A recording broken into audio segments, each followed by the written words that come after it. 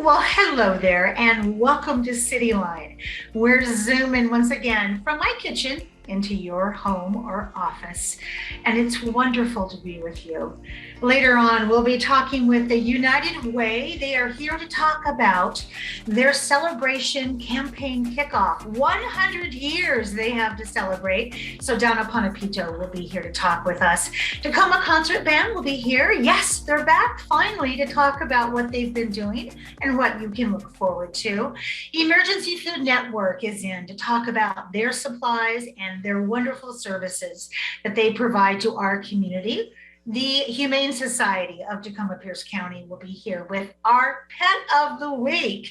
And with me right now are two very familiar, lovely faces who are here to talk about the Walk to End Alzheimer's. Please join me in welcoming Wendy Morris. You are the chair of Walk to End Alzheimer's, among other great things you do for our community. Hello, Wendy. Good morning, Amanda. Thank you. You're welcome. And then, of course, over here with the beautiful floral backdrop, which I'm so glad to see, is Karen Merez. Karen, you are the event chair board member for the Washington State chapter. Karen, thanks for being here. It's good to be here. Well, Wendy, let's start with you. The Pierce County Walk to End Alzheimer's returns, are you ready? In person. This is huge for us, given the setbacks that we have currently been riding based upon our numbers. Tell me a little bit of what people can expect. So, yes, we are back in person on Sunday, September 26th at the lovely Dune Peninsula down by Point Ruston.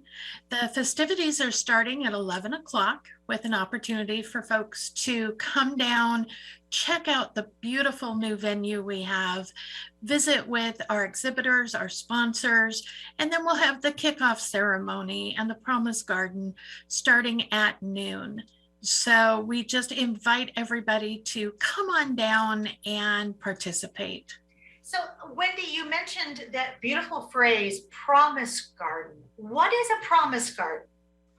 So the Promise Garden is filled with the flowers that represent the different aspects of people, who are interested and involved with Alzheimer's.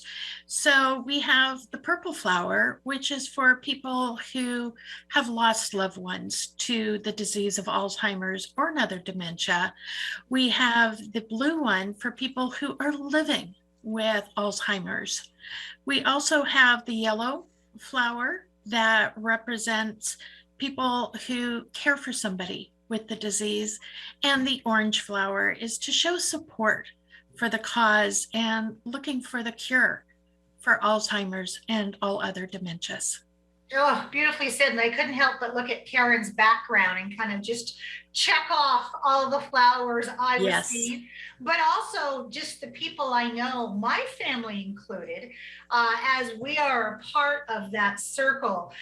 So before I talk with Karen, Wendy, I have to ask, will there be an option for people who might not be comfortable in a large gathering? Absolutely, Amanda. Thank you for asking that. One of our mottos this year is where there's a walk, there's a way. Mm-hmm. So while we will have physical distancing, sanitary hand sanitizer available everywhere, it will be outdoors, it will be under 500 people. We also will have masks available, and guess what? They're purple, available for folks if they would like to have one.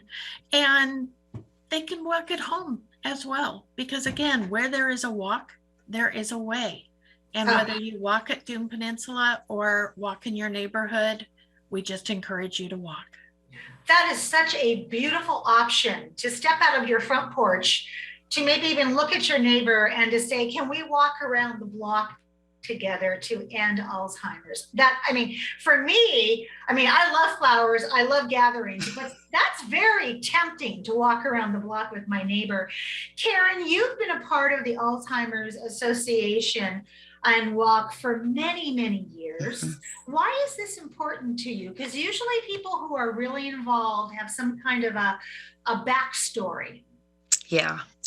Thanks for asking. So I wear this pin in most of my endeavors with the Alzheimer's Association because it's a picture of my mom and myself taken back in 2014, which was the year we lost my mom to Alzheimer's.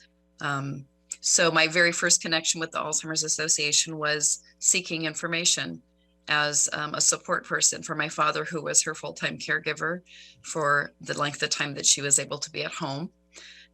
Later on, she went into memory care, and that's where that photo was taken at the Weatherly Inn. So after she had passed away, I decided I wanted to make a difference for families that were still going to be dealing with this.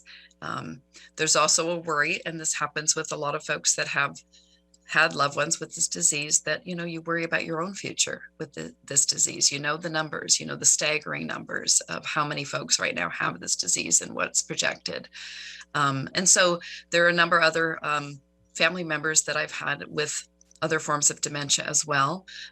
So I wanted to make a difference. So I jumped in and made my first walk team in 2015. In 2016, I joined the committee. And then just kind of continued along that line. Then I got involved with public policy, state advocacy, talking to lawmakers at our state capitol, eventually went to Washington, D.C.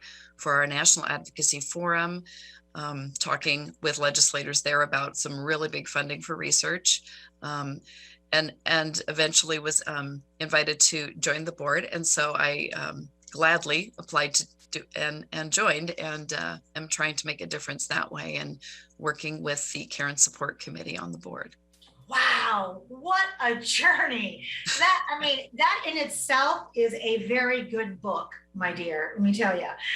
So Karen, the Alzheimer's Association does a great deal in just what you just said of all the opportunities that you've had to volunteer and to show up. What all do they provide? If I'm somebody who doesn't know, give me like the top three highlights. Oh boy. Okay. There's so much that they do. So much. Okay. So first of all, I think probably the most important thing is the Alzheimer's Association is here to provide support to caregivers and individuals with this disease with their 1-800-272-3900 24/7 helpline. And so calling into that number will connect callers to care consultants who offer support and guidance, problem solving, crisis assistance, and can also connect them to more localized resources. So that is a really big asset that we provide for folks. And our fundraiser walk helps to fund these things. We also raise money for research, and that's huge because, of course, our goal is to end Alzheimer's. And so that research is very important. And so a huge amount of the money we raise goes to that end. And then there's also educational programs, and that's been a bit of a challenge during the pandemic, but we've been pretty good at providing some webinars. There are webinars that are coming up in this month and next month, and all that can be found at the alz.wa/org website. I might have said that wrong, maybe alzwa. Anyway, Alzwa is if you put that in, you'll have it. Sorry, I'm just a little jumbled this morning. I get emotional sometimes after talking about my mom. There's educational webinars, there are programs. We're even planning a program coming up, a conference in 2022 for folks in Washington State that are caregiving at home.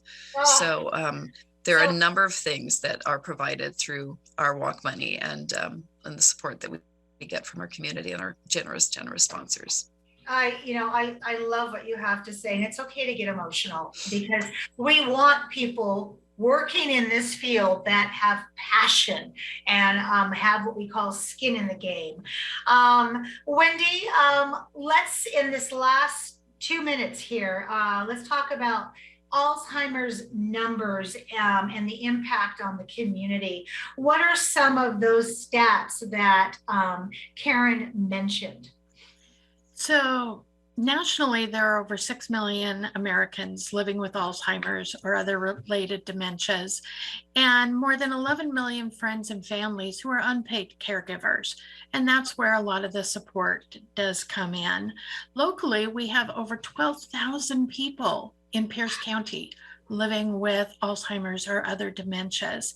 And there's also an impact for unpaid caregivers who are working, who have to take time off to help their loved ones. So it's a major impact community-wide. It's not just about an individual or an individual family. And also, we know that Alzheimer's disproportionately impacts African Americans and the Hispanic population. For African Americans, they're twice as likely to get Alzheimer's. So research, support, it's all so needed and helped through the funds raised by the walk. I love that. We've been showing the number in front of both of your beautiful faces where they can go to the website or call to register. Wendy, in this last minute, tell me who you'd like to thank. Well, there are so many, and I'll start with the wonderful walk planning committee that I've had the honor to chair for the last couple of years during some very difficult times, but everybody is passionate about it. And we've got great supporters throughout the community, great support staff through the Alzheimer's Association. And most importantly, we have the people we're doing it for, because we're honored to be able to support them, to help them in all ways that we can. And it's in honor of them that we do this work. Oh, I love that. And, you know, I want to say thank you to the two of you for your 24/7, 365-day a year involvement, and also just the spiritual walk that you do with this event and with this illness. It's not something that you clock out of. It's something that you have to continually monitor and try to find some balance in. So I thank you both so much for being here, for the work that you've done, and the teams that we could not get on this Zoom. And I wish you a great and sunny walk. How's that? That would be great. Thank All you. right. We have Julie from the Pierce County Humane Society with the pet of the week. Julie, who do you have that needs a forever home? Hi, Amanda. I got Penelope here, and is she just the most beautiful girl? She's also as sweet as she is beautiful. She is a 1-year-old. Oh, there you go. You even got kisses. She is a 1-year-old border terrier mix, and she is still very much a puppy girl. So obviously she is a love bug. But she is going to have energy to spare. So she would love an active family. I think she'd be the perfect dog to take out camping and, you know, out to the lake and all that good stuff. She is only a year old, and so we just think that she would definitely do well with some good training, working on all those manners. First thing she wants to do is jump up on you and give you kisses. So if you are interested in Penelope or any of our pets here at the shelter, you can definitely check out our website, thehumanesociety.org. And you can also come on down. Our shelter is at 2608 Center Street, and we are open 7 days a week from 11 to 6. We look forward to seeing you.